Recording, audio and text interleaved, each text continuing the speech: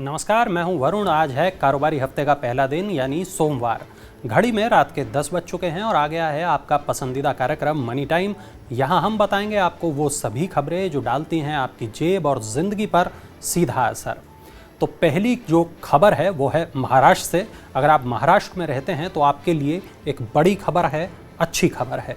महाराष्ट्र सरकार petrol diesel पर जल्द ही वैट को कम करने वाली है। मुख्यमंत्री एकनाथ शिंदे ने सोमवार को इस बात की घोषणा राज्य विधानसभा में की है। शिंदे ने कहा कि पेट्रोलियम ईंधन पर वैट घटाने का फैसला जल्द ही कैबिनेट मीटिंग में लिया जाएगा।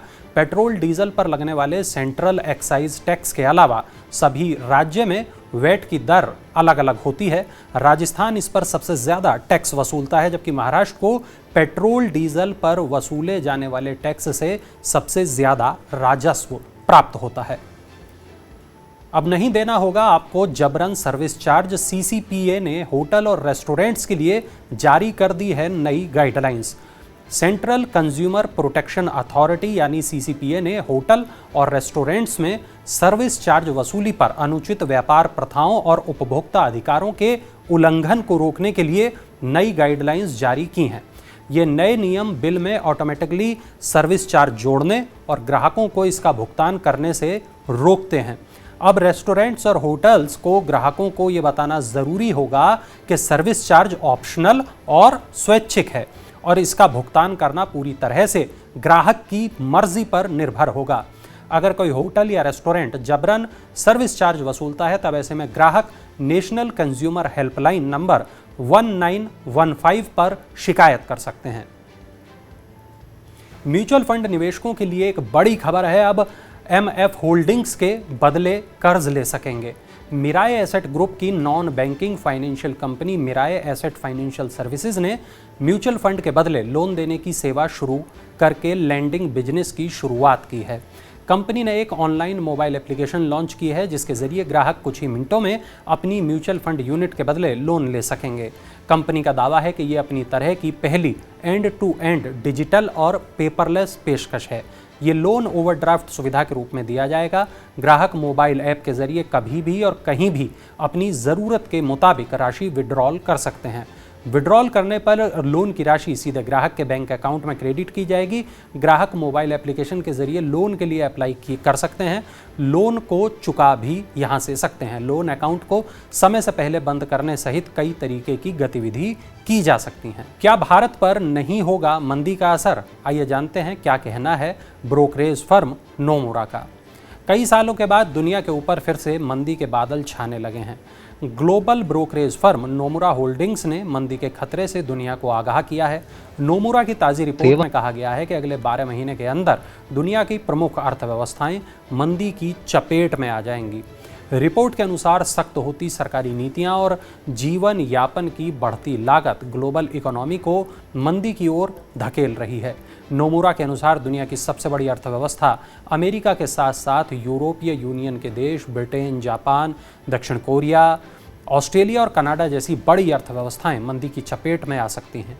नोमुरा का ये भी कहना है कि प्रमुख अर्थव्यवस्थाओं में सबसे तेज़ ग्रोथ रेट वाले भारत में मंदी की मार से भारत अछूता रह सकता है। हालांकि ग्लोबल इकोनॉमी की मंदी के सीमित असर की आशंका से इनकार नहीं किया जा सकता है। डायबिटीज़, सिरदर्द और ब्लड प्रेशर के मरीजों के लिए एक अच्छी खबर है। सरकार ने दवा की कीमतों को नियंत्रित कर दिया है।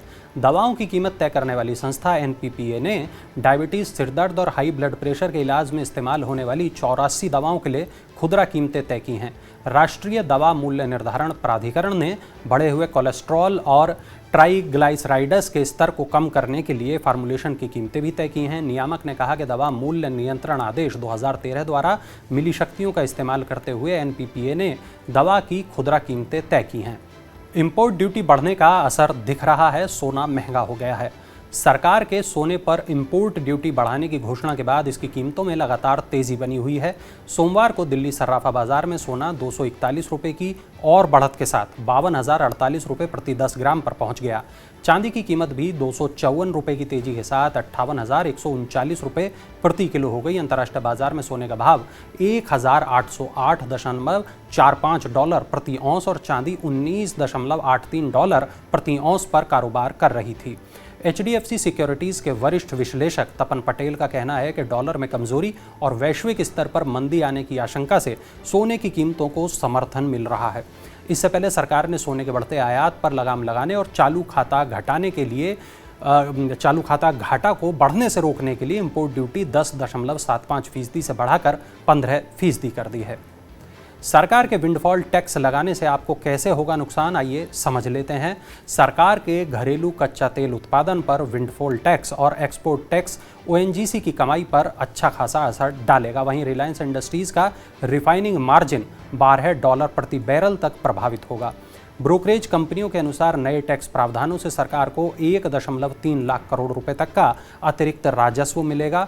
नोमुरा के अनुसार अप्रत्याशित लाभ कर से रिलायंस इंडस्ट्रीज के सकल रिफाइनरी मार्जिन $12 प्रति बैरल का असर पड़ने का अनुमान है। HSBC का कहना है कि नए टैक्स से ONGC की कमाई पर ₹30 प्रति शेयर और रिलायंस इंडस्ट्रीज पर ₹36 प्रति शेयर का असर पड़ेगा। इससे इन कंपनियों के निवेशकों को भी नुकसान होने की संभावना है। HDFC और HDFC बैंक के विलय के प्रस्ताव को शेयर बाजारों ने हरी झंडी दिखा दी है। HDFC के HDFC बैंक के साथ विलय के प्रस्ताव को शेयर बाजारों की मंजूरी मिल गई है। ये देश के कारपोरेट इतिहास में सबसे बड़ा लेन देन है।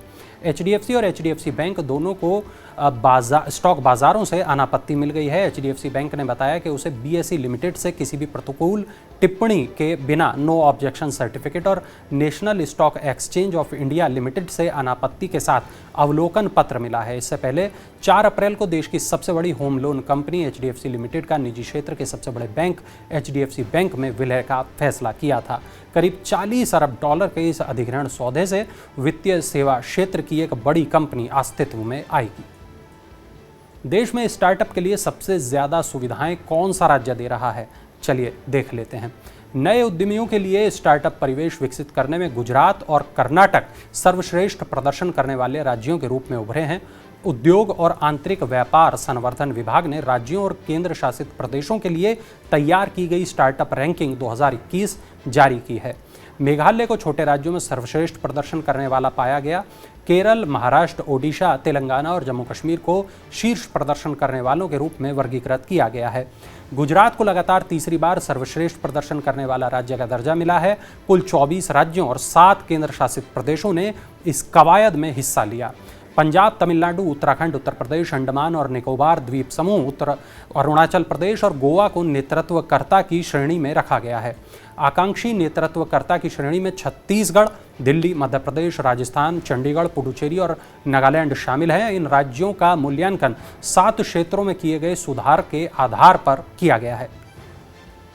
चलिए अब नजर डालते हैं IPO अपडेट्स पर। 67 कंपनियां IPO लॉन्च करने के लिए तैयार हैं, लेकिन बाजार की मौजूदा उतार चढ़ाव वाली स्थिति उन्हें रोके हुए है।